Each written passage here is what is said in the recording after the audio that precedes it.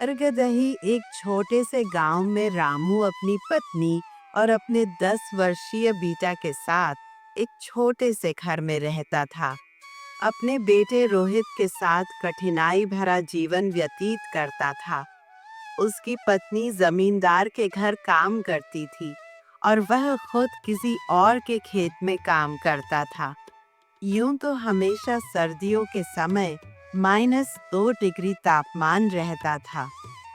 इस साल सर्दी के साथ साथ बारिश का भी इस डर पर था, जिसके कारण ठंड और बारिश ने बहुत जोर से अपना कहर डाला। इस वजह से बरगदही गांव के लोग बहुत ज्यादा ठंड और बारिश से डरे हुए और परेशान थे। दिन हो या रात, लोग बारिश और ठंड के कहर से बेहद परेशान थे। इस साल कितनी ज्यादा ठंड और बारिश हो रही है। इतनी तेज बारिश और ठंड में काम करना बहुत मुश्किल हो गया है। घर से बाहर निकलते ही पैरों में ठंड के मारे जकड़न होने लगती है। इतनी ज्यादा ठंड और बारिश में तो घर से बाहर निकलने का मन भी नहीं करता। ना जाने इस साल की सर्दी कैसे कटेगी। हाँ रामू, इस साल तो ठंड के साथ साथ बारिश भी अपना कहर ढा रही है। ना जाने हम गरीबों का क्या होगा। तभी उनका बेटा रोहित अपने पिता से बोला, पापा, मैं भी आपके साथ आज खेत पर जाना चाहता हूँ। मुझे भी देखना है कि आप खेत पर कैसे काम करते हैं। रोहित, बाहर बहुत ठंड है। इतनी सर्दी में बाहर जाना ठीक नहीं है। तुम अपनी माँ के साथ घर पर ही रहो। घर के अंदर रहोगे तो सुरक्षित और गर्म रहोगे। ठंड में बाहर घूमना सही नहीं है, इसलिए मेरी बात मानो और बाहर मत जाओ। नहीं बाबा, मैं भी आपके साथ खेत पर चलूंगा। ले चलो ना। मुझे भी माँ बाबा से कहो ना कि मुझे भी खेत पर ले जा। मैं भी देखना चाहता हूँ कि वहाँ क्या क्या होता है और आपकी मदद करना चाहता हूँ। प्लीज मुझे भी साथ ले चलो। रोहित, मत करो। बाहर बहुत ठंड है और अगर तुम बाहर जाओगे तो तुम्हारी तबीयत खराब हो सकती है। हमारे पास इतने पैसे भी नहीं है कि तुम्हारी बीमारी का इलाज करवा सके। एक तो वैसे भी सेठ ने इस महीने के पैसे नहीं दिए हैं। न जाने इस हफ्ते घर का राशन कैसे आएगा। इसीलिए मेरी बात मानो और घर के अंदर ही रहो। गौरी, ये क्या सुन रहा हूँ, राशन खत्म हो गया है और तुमने मुझे बताया तक नहीं। तुमने इतनी बड़ी बात मुझसे क्यों छुपाई? मैं बताना चाहती थी, लेकिन हर बार तुम्हारी परेशानियां देखकर रुक जाती। घर में आटा बस 2 दिन का बचा है। दाल तो पूरी तरह खत्म हो चुकी है और सब्जियां तो पिछले हफ्ते से घर में नहीं है। मैंने सोचा था कि शायद सेठ जी परसों तक पैसे दे देंगे तो सब ठीक हो जाएगा। इसी उम्मीद में मैंने कुछ नहीं कहा। अरे ये तो बहुत बुरा हुआ। अगर कल तक पैसे नहीं मिले तो हम क्या खाएंगे? ऊपर से अगर रोहित बीमार पड़ गया तो हालत और बिगड़ जाएगी। कल सुबह मैं सेठ जी से बात करने जाऊंगा। रामू की चिंता और बढ़ गई थी। ठंड और बारिश पहले ही जिंदगी को मुश्किल बना रखा था और अब राशन खत्म होने की बात ने उसे भीतर से झक छोड़ दिया। पापा, अगर पैसे नहीं है तो हम खेत से कुछ ला सकते हैं ना। जैसे पिछली बार आप गेहूं लेकर आए थे और मम्मी ने रोटियां बनाई थी। इस बार भी ऐसा कर सकते हैं ना। बेटा, वो गेहूं तो पिछले साल ही बेच दिया था। उसी से तो कर्ज चुकाया था। इस बार की फसल तो पहले ही खराब हो गई है। ऊपर से ठंड और बारिश ने सब बर्बाद कर दिया। रामू एक बात सोच रही थी, क्या हम सरपंच जी से मदद मांग सकते हैं?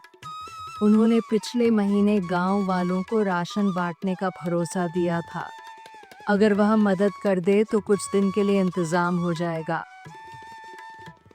गौरी और रामू ने तय किया कि अगला कदम सरपंच जी से मदद मांगने का होगा। उनका बस यही प्रयास कि किसी तरह परिवार को इस संकट से उभारा जाए। सर्दी और भूख की मार से परेशान रामू ने सरपंच से मदद मांगने का फैसला किया। उसने गौरी और रोहित को घर पर रहने को कहा और खुद सरपंच के घर की ओर निकल पड़ा। सरपंच जी, हमारी हालत बहुत खराब है। घर में राशन खत्म हो गया है। ठंड और बारिश की वजह से काम भी नहीं मिल रहा। अगर आप कुछ मदद कर दें तो भगवान आपका भला करे। रामू, ये मेरी जिम्मेदारी थोड़ी ना है, तुम्हारी जिम्मेदारी है। तुम ही समझो, तुम गरीब लोगों की आदत हो गई है, जब मन किया चले आते हो भीख मंगनी। ऐसा मत कहिए सरपंच जी, मेरा परिवार 2 दिन से भूखा है।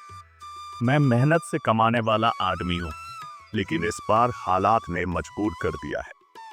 बस कुछ दिनों का राशन मिल जाए तो हम। चुप कर, गरीब हो तो अपनी गरीबी में जीना सीखो। यहाँ आकर रोने धोने से कुछ नहीं मिलेगा। मेरे पास फालतू समय नहीं है, निकलो यहाँ से।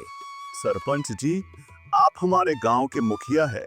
अगर आप ही हमारी मदद नहीं करेंगे तो कौन करेगा? रामू की यह बात सुनकर को गुस्सा आ गया। राम, इसे बाहर निकालो और आइंदा इसे मेरे घर में मत घुसने देना। सरपंच ने नौकर से रामू को मारकर बाहर निकलवा दिया। रामू भारी मन से अपने घर की ओर लौट पड़ा।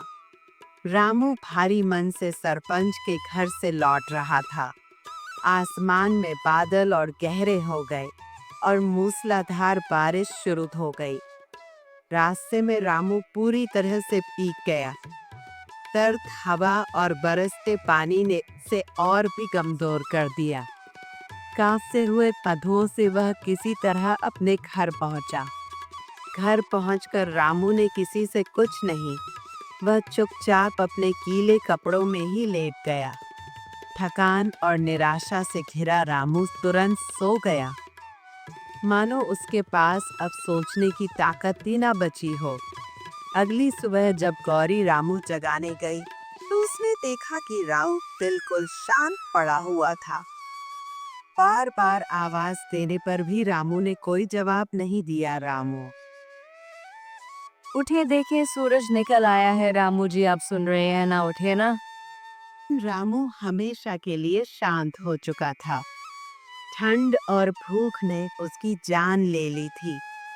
गौरी की चीख पूरे घर में गूंज उठी।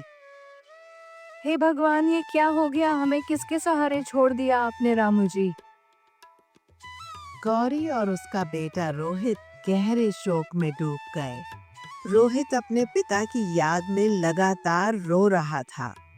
पापा हमें छोड़कर क्यों चले गए? उन्होंने कहा था सब ठीक हो जाएगा। अब कौन हमारी मदद करेगा? उनके पास खेत था, ना पैसा और ना ही घर में राशन। हर पल सुरेश की याद उन्हें सताती रहती। भूख और ठंड ने उनके जीवन को और मुश्किल बना दिया था। संगीत। एक दिन जमींदार अपने 2 नौकरों के साथ गौरी के घर पहुंचा। उसका चेहरा गुस्से और अभिमान से भरा हुआ था। जमींदार साहब, आप यहाँ कुछ कहिए, क्या बात है? बात ये है गौरी कि तुम्हारा कर्ज अब बर्दाश्त के बाहर हो चुका है। मैंने तुम्हें पहले ही 7 दिन का समय दिया था और अब मेरा सब्र खत्म हो चुका है। जमींदार साहब, हमसे जो बन पाता है हम कर रहे हैं, पर अभी तक पैसे नहीं जुटा पाए। मुझे थोड़ा और वक्त दीजिए। गौरी, मुझे बहाने मत सुनाओ। मैं तुम्हें सिर्फ 7 दिन का समय देता हूँ। अगर 7 दिन में पैसे नहीं दिए तो अंजाम भुगतने के लिए तैयार रहना। जमींदार के यह कहते ही गौरी का दिल जैसे टूट गया। उसका पति पहले ही उसकी जिंदगी से जा चुके थे। अब वह अकेली थी और हालात से लड़ने के लिए मजबूर। गौरी घर के कोने में बैठी सोच रही थी कि अब क्या करेगी। उसकी आंखें बार बार अपने स्नेहघर और टूटे हुए दिल की ओर चली जाती। तभी एक दिन उसके दरवाजे पर दस्तक हुई। दरवाजे पर गौरी की बचपन की सहेली सुमन खड़ी थी। सुमन, जो बरसों पहले इस गांव को छोड़ शहर चली गई थी, अब वह एक अमीर औरत बन चुकी थी। गौरी उसे देख हैरान रह गई।